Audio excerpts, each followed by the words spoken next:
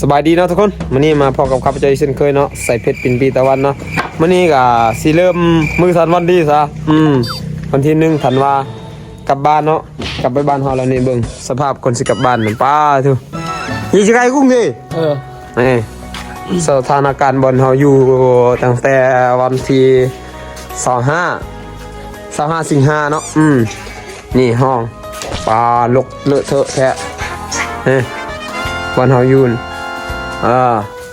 อันนี้ก็สิเก็บไว้เป็นความทรงจำเนาะสถานการณ์บนเฮาอยู่เจ้านายสิถาขึ้นรถนะยังผ่าคนขี่เนาะเขาเจ้ายังนอนบ่ทันตื่นน่ะเนาะเขาเจ้าสิลุกประมาณ10 โมงพุ่นแหละแต่นี่ก็7 โมงปลายเนาะนี่บนเฮาอยู่นะนี่ส่วนกล้วยอันนี้ก็ไม้นี่เขาเจ้าก็เริ่มสิตัดแต่ว่าเฮาสิกลับไปบ่อนก่อนประมาณวันที่20ปลายพุ่นแหละประมาณวันที่26 27พุ่นแหละเขาเจ้าสิได้ล่างตอนนี้ก็หากก็เลยวันที่1โอ้สิได้ประมาณเดือน1พุ่นแต่เฮาก็บ่มีเวลาท่านะก็เลยสิกลับก่อนนี่ผลงานก็สิกลับพุ่นอยู่พุ่นนี่บ่อนเฮาอยู่ในบ่อนนี้ล่ะนี่อันนี้ก็ออกบักหลายๆแล้วนี่เป็นจังไดก็รอส้มติดตามนํกันว่าวิธีกลับบ้านของเฮาสิเป็นจังไดตอนนี้ก็ตอนนี้ก็เริ่มขึ้นรถแล้วได้นี่รถมาฮับแล้วเนาะโอ้ไปจอใส่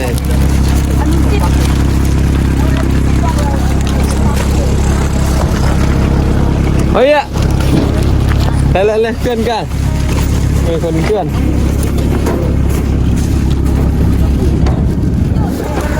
จับกี่ได้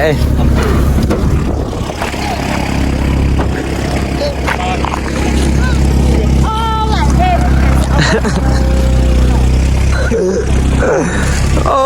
ดักสุดเด้ไก่กุ้งเมื่อป่ามึงแล้วบักดำบักขาวอันนี้ขึ้นโล10แล้วเฮ้ยเอาใส่ฮันได้เวลาขึ้นรถแล้วได้เวลาขึ้นรถแล้วเด้อไม่มาค่ะลืมทางกลับบ้านดิอีเวียงโอ้สภาพแต่ละคนสิได้กลับบ้านดิมาเบิ่งตามขั้นตอนเวลาไปแล้วเจอกันที่บ้านด้วยแต่แล้วตอนนี้ก็บ้านคุสบ้านบ้านที่จอด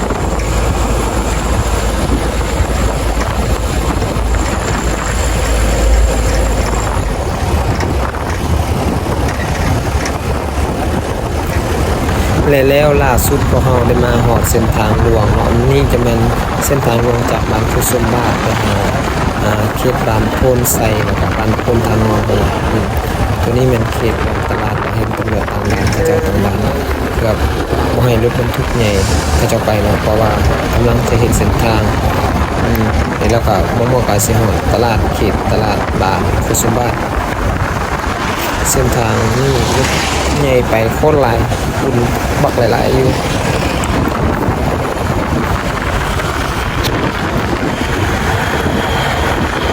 นี่แหละหน้าตลาดคลองบางคุสุบ้าน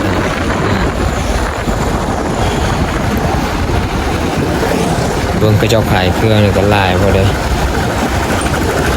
อาหารโคตรหลายอีกมุมนึงอันนี้ก็จะแม่นหน้าตลาดคลองบางคุสุบ้านนะนี่ตรงนี้เป็นความน้ำมันพระเจ้าล่าสุดพวกเฮามาฮอดอยู่เขตบ้านทงมังเนาะนี่แม่นบ้านทงมังเบิ่งโคตรได้ฟิลเลยทุกคนบรรยากาศดีได้มื้อนี้นะตัวนี้จะมาต่ออยู่เขตบ้านโพนคำเนาะบ้านโพนใส่คำเนาะอันนี้นะปลายนี่แหละตัวนี้มันเขตบ้านเขตกกไม้นี่โคตรลายได้เพราะว่าเขาเจ้าจงไว้เขตตามทางนะโคตรอากาศโคตรดีบรรยากาศโคตรใสตัวนี้จะเป็นขัวทางงอนมาใส่ทางนี้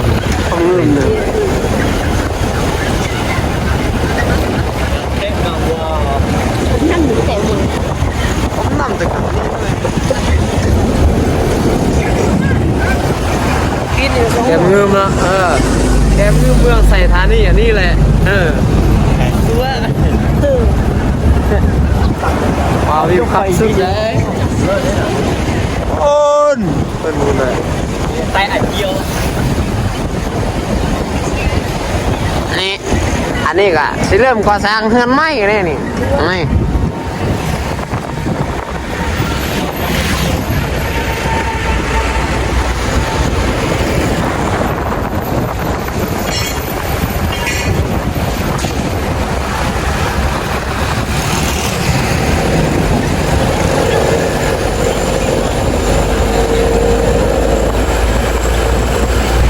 แล้วล่าสุด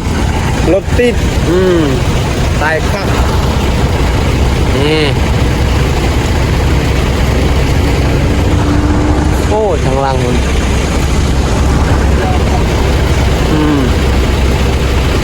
ท้าสู้ท้าอย่างนี้แหละวาร์เฮ็ดซ้ำสิเฮ็ดรถติด